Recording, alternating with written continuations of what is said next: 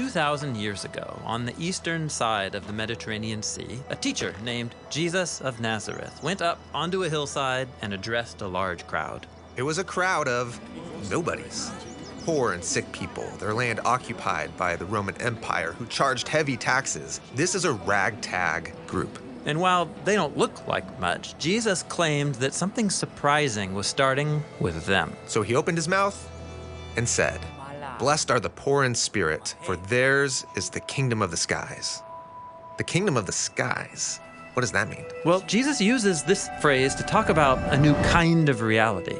From our perspective, we see a world of violence and corruption where might makes right. But for Jesus, there is a realm where generosity reigns, where there's justice and peace. It's a world where love is the final word.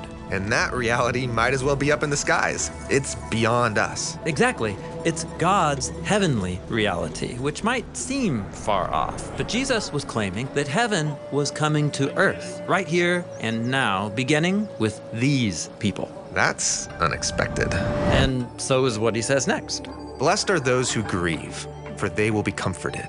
So this group that's at the bottom of society, they know all about loss and grief. But Jesus said something's coming that's going to turn sorrow into joy. And then he said, blessed are the unimportant, for they will inherit the land. And these people are not powerful or important, but just wait, Jesus says, because one day it will be you all who are ruling the world. You know, it kind of sounds like Jesus is trying to start a revolution. Well, kind of, but it's not a revolution for those who are hungry for power or influence. This is a movement of people who are going to serve because they long for healthy relationships between people and communities and nations. Yeah, as Jesus puts it next. Blessed are those who hunger and thirst for righteousness, for they will be satisfied. Blessed are the merciful, for they will be shown mercy. Just imagine it. A group of powerless nobodies ruling the world through generosity and forgiveness and justice. This is a Jesus-style revolution. The next thing Jesus says is, blessed are the pure in heart, for they will see God. And this one really raises the bar. To be part of this revolution, my heart needs to be so pure I could look directly at God. Well, Jesus knows that all of our choices, even our good ones, are often driven by mixed motives. For Jesus, real peace is only possible through people who know that they need to be transformed if they're going to truly love God and others. And this sounds wonderful, but it's a radical calling. That's exactly right. In fact, Jesus goes on to explore just how radical it is. Blessed are the peacemakers, for they will be called children of God. So God's new reality won't just happen by itself. It requires people who are willing to enter into the conflicts of others, urging and helping create a way towards peace.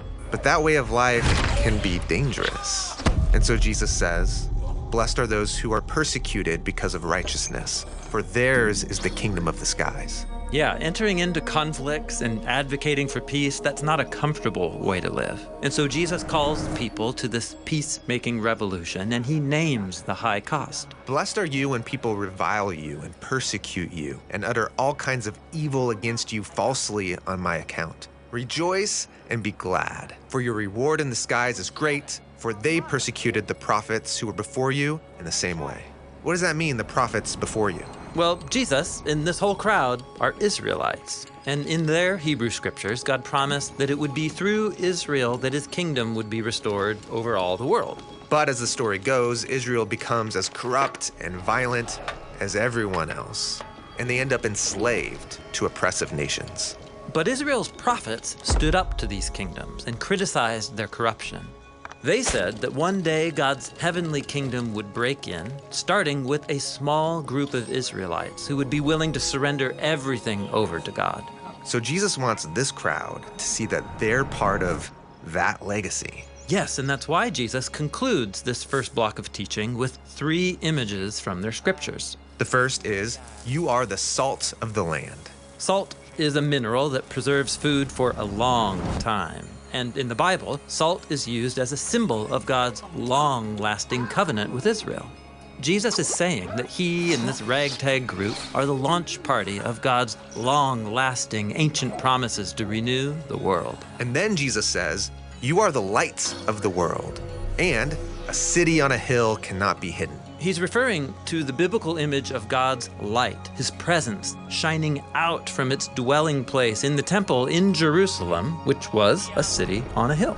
But these people, they aren't the rulers. I mean, they don't even live in Jerusalem. And yet, surprise, Jesus says, you all are God's salt and city and light. You all are the blessed ones, the new Jerusalem that's going to display God's kingdom to all the world.